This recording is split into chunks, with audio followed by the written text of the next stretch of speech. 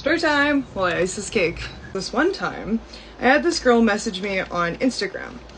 No problem. Lots of times we will put in Instagram orders, no problem, as long as someone's there to kind of answer the message. But what happened was she messaged us at about 8:30 at night, we close at 9, and she wanted to get a cake for the next day, which is no problem. But our cakes do need to sit overnight, or at least for like 10 to 12 hours. So I kind of tell her that. I'm like, hey, I'm still here, but we do close right away. If you're putting in a cake order, I need to know in the next like half hour here before the shop closes. She goes, okay, let me just check with whoever and see what flavors they want. And I say, okay.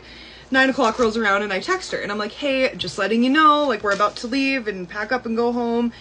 And she doesn't say anything to me. So I was still at the cafe at this point icing cakes, and about at 9:45 I messaged her again and I kind of said, hey, we won't be able to have a cake ready for you tomorrow if you don't tell me right now. She completely ghosts me, doesn't say a word to me, so I just assume she's not getting a cake. 9 a.m. rolls up the next morning and she sends in her daughter, and her daughter comes up to the counter and says, I'm here to pick up a cake for so-and-so. And I'm like, oh, like I kind of messaged her yesterday, like I said, like we wouldn't be able to have it done if she didn't let me know.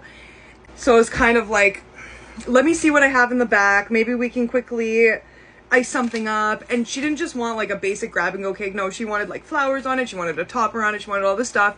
So I told her daughter to just sit down for a couple minutes, I can have this ready in 15 minutes, to quickly ice up the cake. And at this point, I'm assuming that she had paid for the cake already.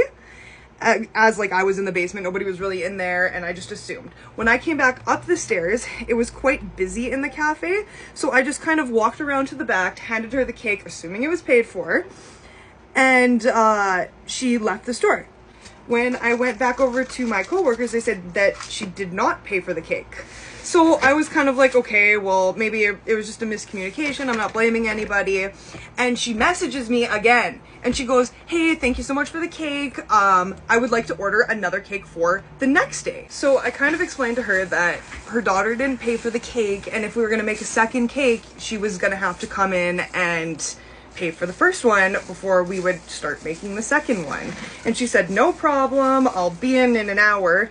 Never showed up, never confirmed the second order again. And I said, hey, just wondering if you're gonna come in and pay for your first cake and if you still wanted to order that second one. Nothing. Completely ghosts me, which is, it is what it is, I get it. But then she blocked me on all social media, so yeah.